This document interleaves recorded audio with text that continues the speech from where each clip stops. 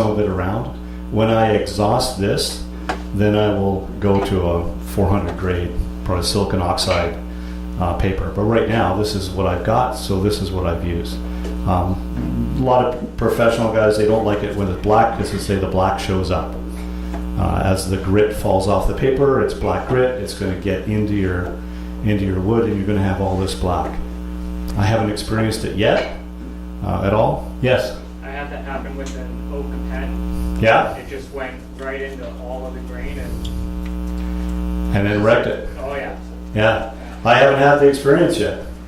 So I will put the sandpaper in the oil and then it's just sand it. And what I'm doing is I'm creating a slurry with whatever wood is being sanded. And if there are cracks or slight variations in that bowl, that slurry will fill that in. So you literally use the 400 grit sandpaper. So it was sanded at 320 and now I'm sanding it with 400.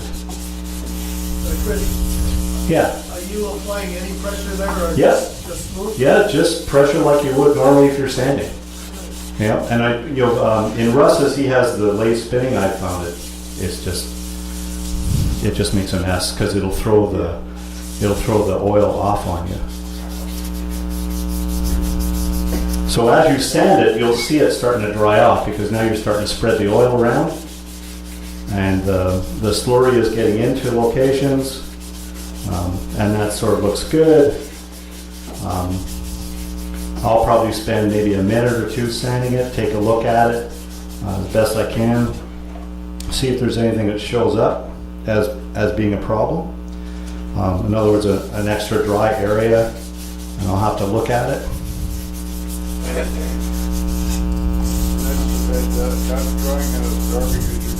Yeah, yeah. If you look at it now, you can see that there's very little shine on that bowl. If we turn it, it is essentially drying out, right? So put a little bit more on there. Eventually you go with the grain as best you can. Bowls are, a little difficult at times to always get with the grain, but you do the best job you can.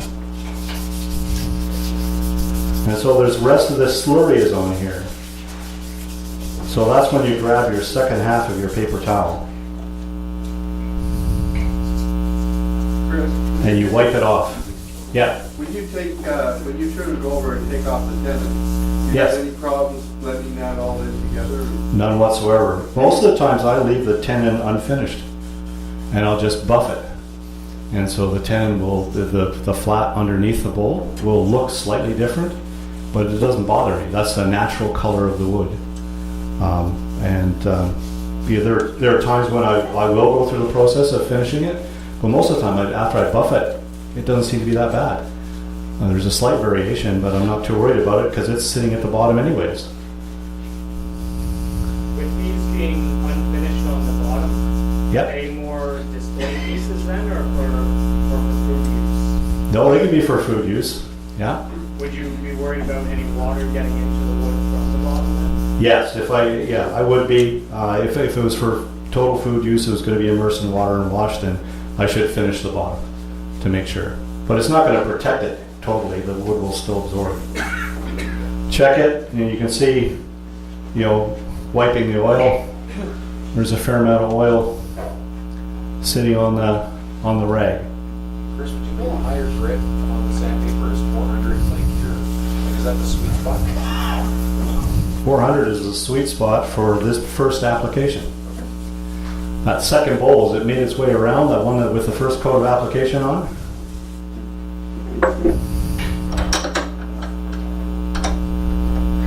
The little one? Yeah, the thin one. That's got it. That's finished from a first round. I would put that on a table and just leave it, that bowl there. Perfect. Thank you. And you leave it for 1 day. days? 1 day. 1 day? I leave it for 24 hours and then I come back and I have a bowl that's like this. Pretty smooth. fairly uniform in color. You can look at it, you'll see maybe a few things. Put it back on the lathe again.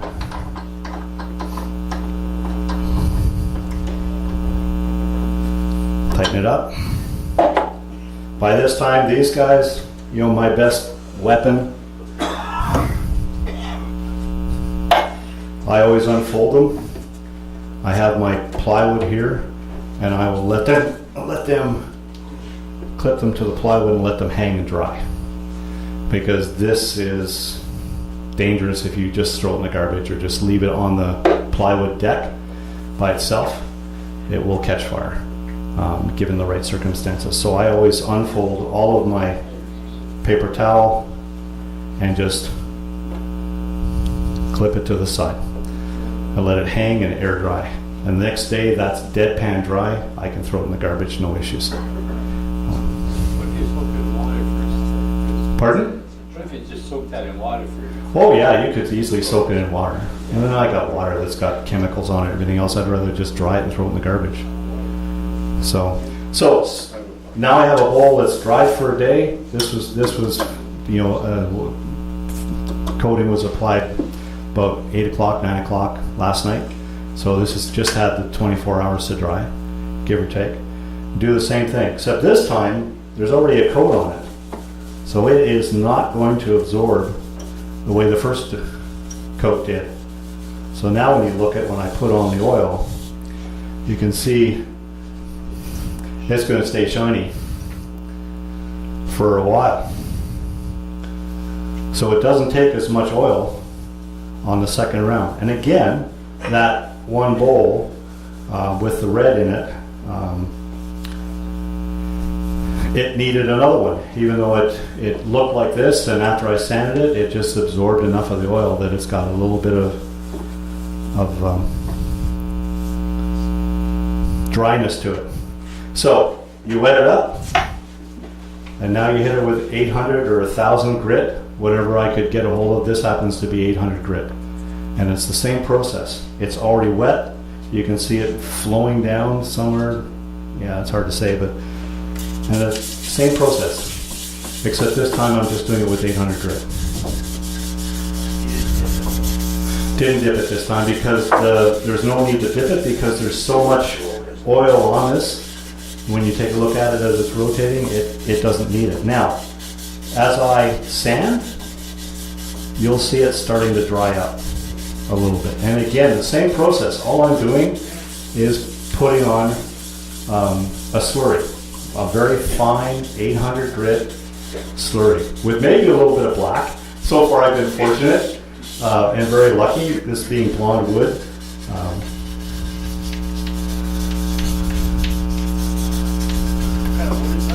This is Manitoba maple again. No real grain to it. I was actually practicing with this for thin wall because I was quite impressed with Cade's ability to do thin wall turning. I said, well, I got to try that and see, and see if I can have steady enough nerves that I don't poke through and blow it up. So it's a little bit of practice on it. So even though I've sanded that, you can see on the outside there's a nice shine to it. The inside, not as shiny, but the oil hasn't absorbed that much into it. You'd rip it in half to see it. Same thing, move the oil away. Now if I've got a natural edge bowl, my application tool is a toothbrush. So I will take the toothbrush and every 4 or 6 months you get a new toothbrush. So you keep the old one, and it's used to do all the natural edge. So that one natural edge bowl, I go in with a toothbrush, dip it right in the tongue oil, and splash it around. Usually before I finish the bowl, on the inside or outside, because it will drip as it comes out. And I will finish. I will wipe it off with a paper towel, and I do get pieces that get stuck in there, and I just hook them out. Usually it's not too bad. So again, lots more oil off of this one than before because there's more oil on it. You guys have already got your hands greasy. There's no sense passing this around. This will have the same look and feel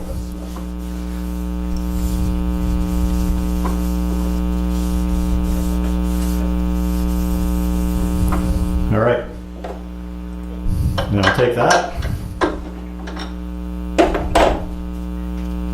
And that will be a little bit stickier. I'll leave it till you guys can come up and feel it after, because it's a little stickier in that.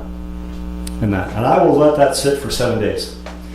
And at the end of 7 days, it'll look like one of those bowls for the most part. If I need another coat on some of them, again, it's a feel. I take a look at every one of the bowls and say, that's nice, I like that. Take another one like that red one. I said, didn't cut it, gotta go back.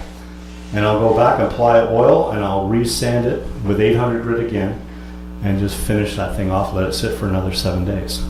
Chris, Yeah, did you get fingerprints when, because that was wet, and now you set that down when it dries? when it dries, no. Most of the time I'll pick it up with a